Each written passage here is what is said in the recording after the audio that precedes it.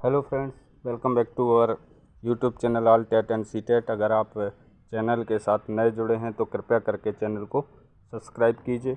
जैसा आप लगातार सुन रहे हैं, वर्ग 3 की पद वृद्धि के लिए 2-3 दिन से लगातार बातें चल रही हैं और मंत्री जी ने भी कहीं ना कहीं आश्वासन दिया है कि वर्ग 3 की पद वृद्धि होगी। तो उसी के संबंध में एक और बड़ी अपडेट निकल कर के सामने आ रही है। जैसे आपको पता है कि एलडीटी से यूडीटी जो है शिक्षकों का उच्च पद पर प्रभार दिया जा रहा है काउंसलिंग के माध्यम से। तो इसके मायने क्या है, इससे वर्ग 3 की पद वृद्धि से क्या संबंध है, इसको जानते हैं। तो इसका सीधा सीधा संबंध वर्ग 3 की पद वृद्धि से है, क्योंकि जैसे मंत्री जी ने भी कहा है कि वर्ग 3 की पद वृद्धि होगी, लगभग 10,000 पदों की पद वृद्धि होगी। तो जैसे आपने देखा होगा, पहले आदेश दिया था कि ऑनलाइन काउंसलिंग जो है प्राथमिक से माध्यमिक की 1 से 3 होगी। फिर उसके बाद उस डेट पर ना होने के कारण, किसी कारणों से उस डेट पर ना होने के कारण काउंसलिंग ये जो है 4 से 6 कराई गई। और 4 से 6 काउंसलिंग कराने के बाद ये समझा जा रहा था कि इनके नियुक्ति आदेश जो है वो दिसंबर के लास्ट वीक यानी नई सरकार के गठन के बाद ही होगा। लेकिन ऐसा नहीं है, इनके नियुक्ति आदेश जो है जारी किए जाने लगे हैं। मतलब सरकार बहुत जल्दबाजी में है। पद वृद्धि पर मोहर लगती दिख रही है, क्योंकि इनके जो आदेश हैं ये परसों से ही 5 तारीख से ही जारी होना स्टार्ट हो गए हैं और सभी लोग ज्वाइन भी कर रहे हैं। मेरे यहाँ से भी 3-4 लोगों ने ज्वाइन किया है, उनके नियुक्ति आदेश आए हैं और वो ज्वाइन भी कर रहे हैं। और उस शाला में जो है उस शाला के जो प्राचार्य हैं या जो प्रधान अध्यापक हैं, उनके द्वारा ये भी बताया गया है कि 1-2 दिन में जो वहाँ का पद जो है रिक्त दिखने लगेगा। इसका मतलब यही है कि पद वृद्धि निश्चित है। तो आइए देखते हैं क्या है वो आदेश।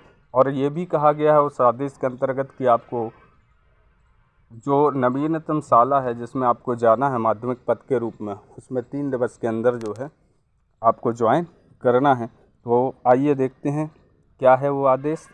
तो दोस्तों, इस प्रकार का आदेश जो है दिया जा रहा है, जो प्राथमिक शिक्षक है जिनका उच्च पद पर प्रमोशन हुआ है, उनके लिए इस प्रकार का नियुक्ति आदेश दिया जा रहा है। जैसे आप देख पा रहे होंगे कि कार्यालय संयुक्त संचालक लोक शिक्षण संभाग सागर आदेश क्रमांक जो है संभाग का क्रमांक मध्य प्रदेश स्कूल शिक्षा विभाग के राजपत्र सेवा भर्ती नियम मध्य प्रदेश राज्य एवं अधीनस्थ शिक्षा सेवा शाला शाखा भर्ती एवं पदोन्नति नियम 2016 में दिनांक 20/12/2022 को किए गए संशोधन द्वारा उच्च पद पर प्रभार दिए जाने संबंधी प्रावधान किया गया है।